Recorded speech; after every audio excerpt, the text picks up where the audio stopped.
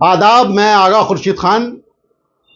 हम जब भी भारत के पहले प्रधानमंत्री का नाम लेते हैं तो फौरन जहन में पंडित जवाहरलाल नेहरू का नाम आता है। पर क्या यह वाकई सच है?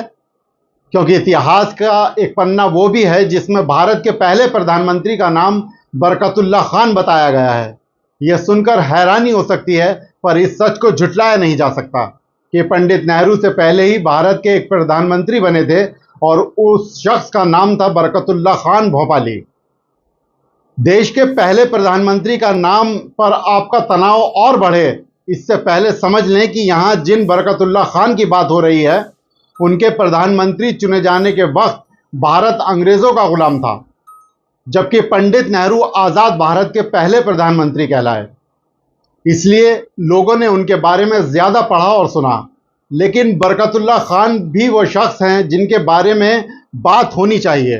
अब सवाल उठता है कि आखिर बरकतुल्लाह खान थे कौन, जिन्हें भारत का पहला प्रधानमंत्री बनने का गौरव हासिल हुआ।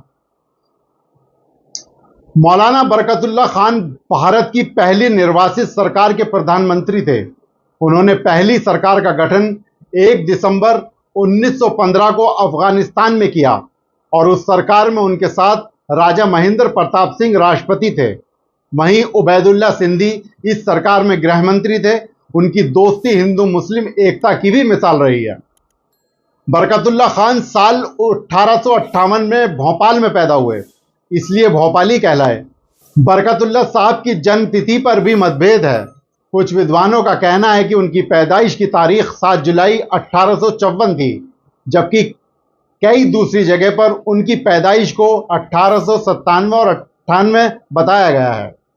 मौलाना बरकतुल्लाह का पूरा नाम अब्दुल हफीज मोहम्मद बरकतुल्लाह था। उनके जन्म के समय उनके पिता शुजातुल्लाह एक छोटे से स्कूल में अध्यापक थे। बाद में वे नौकरी छूट जाने के बाद वे स्थानीय पुलिस चौकी पर नियुक्त हो गए थे। घर की आर्थिक स्थिति बहुत कमजोर थी। उन्होंने सुलेमानिया स्कूल से अरबी, फारसी और अंग्रेजी की तालीम हासिल की। शिक्षा के दौरान ही उन्हें उच्च शिक्षा अनुभवी मौलवियों और विद्वानों से देश और दुनिया के बारे में जानकारी पाने और उनके विचारों को जानने का अवसर मिला। शिक्षा समाप्त करने के बाद वे उसी स्कूल में शिक्षक नियुक्त हो गए। यही काम करते हुए अंतर्राष्ट्रीय ख्याति के लीडर शेख जमालुद्दीन अफगानी से प्रभावित हुए।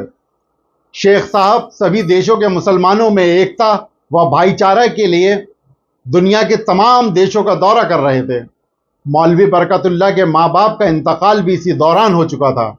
इकलौती बहन की शादी भी हो चुकी थी, इसलिए मौलाना अब एकदम अकेले थे। उन्होंने बिना किसी को बताए अचानक ही भोपाल छोड़ दिया और वह बम्बई चले गए। वहाँ उन्होंने अपनी तालीम जारी रखी। बम्बई में पढ़ाई पूरी करने के बाद साल 1887 में उन्होंने इंग्लैंड का रुख किया। इंग्लैंड पहुंचकर उन्होंने क्रिसेंट और दी इस्लामिक वर्ल्ड जैसी पत्रिकाओं में काम किया। इसी दौरान उनकी मुलाकात यहाँ प्रवासी हिंदुस्तानी क्रांतिकारियों के संरक्षक श्यामजी कृष्ण वर्मा से हुई।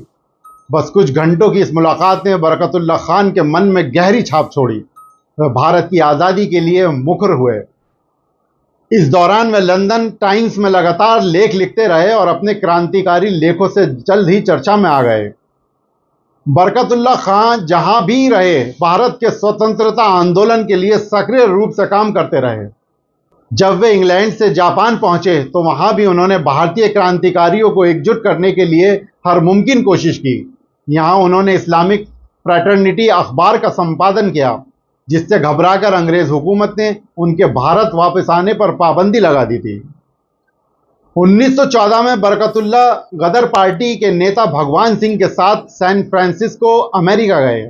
वहीं पर गदर पार्टी ने तय किया कि प्रवासी भारतीयों को भारत पहुंचना चाहिए और सशस्त्र विद्रोह करके अंग्रेजों को बाहर का रास्ता दिखाना चाहिए। उस समय मौलवी बरकतुल्लाह ने अलग अलग जगहों पर कई जगह बैठक की और लोगों को भारत लौटने की सलाह दी। जर्मनी में बरकतुल्लाह खान की मुलाकात राजा महेंद्र प्रताप से हुई। दोनों जल्द ही बड़े गहरे दोस्त बन गए। दोनों ने बर्लिन में युद्धरत हिंदुस्तानी सैनिकों से ब्रिटिश फौज से बगावत करने के बाद उन्हें ब्रिटिश सरकार के विरुद्ध खड़ा किया। आंदोलन को भारत तक पहुंचाने के लिए दोनों ने साथ में तुर्की, बगदाद और फिर अफगानिस्तान का सफर किया। उस वक्त प्रथम विश्व युद्ध में जर्मनी ब्रिटेन के खिलाफ जंग कर रहा था और उसी लिए बरकतुल्लाह राजा महेंद्र जर्मनी सरकार के खास बन गए। सफर के दौरान सरकार ने उन्हें सुरक्षा के लिए सैनिक भी मुहैया करवाए। साल 1915 में राजा महेंद्र प्रताप और बरकतुल्लाह ने अफगानिस्तान में हिंदुस्तान की अस्थायी सरकार का गठन किया। प्रथम विश्व युद्ध के दौर में ब्रिटिश विरोधी जर्मन सरकार ने फौरन ही अफगानिस्तान में हिंदुस्तानियों की इस अस्थायी क्रांतिकारी सरकार को मान्यता प्रदान भी दे दी। स्थायी सरकार के राष्ट्रपति बने राजा महेंद्र और बरकतुल्लाह खान प्रधानमंत्री बने। 1919 में बरकतुल्लाह लेनिन से मिले और 1922 तक रूस में रहते हुए उन्होंने क्रांतिकारी गतिविधियों को अंजाम देना जारी रखा। बाद में जर्मनी चले गए और फिर 1927 में अमेरिका के लिए रवाना हो गए। 20 सितंबर 1927 की रात मौलाना बरकतुल्लाह भोपाली की आखिरी रात थी। इस रात अपने साथियों से अपने पूरे होश-ओ-हवास में उन्होंने कहा था, तमाम जिंदगी मेरी पूरी ईमानदारी के साथ अपने वतन की आज़ादी के लिए जद्दोजहद करता रहा। यह मेरी खुशकिस्मती थी कि मेरी नाचीज़ ज़िंदगी मेरी प्यारे वतन के काम आई।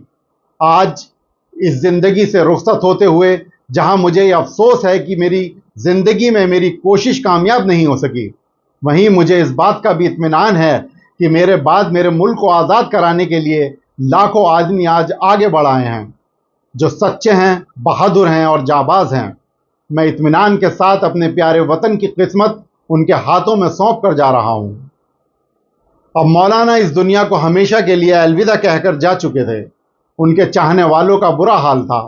इंतकाल की खबर बिजली की तरह पूरे अमेरिका में फैल गई और थोड़ी देर में प्रेस एसोसिएशन ऑफ अमेरिका ने इस खबर को पूरे यूरोप और एशिया में फैला दिया। जहां जहां हिंदुस्तानियों को यह खबर पहुंची, उन्होंने मौलाना के गम में अपने कारोबार को बंद कर दिए। विदेशों में मौजूद हिंदुस्तानियों के दिलों पर रंज व गम के बादल छा गए। 5 दिन तक मौलाना को हिफाजत के साथ रखा गया ताकि उनके चाहने वाले उनका दीदार कर सकें। उसके बाद उनको सुपुर्द खाक कर दिया गया। दोस्तों, अगले रविवार फिर ऐसी ही किसी गुमनाम शख्सियत के साथ मुलाकात होगी। तब तक के लिए मुझे इजाज़त दीजिए। खुदा हाफिज।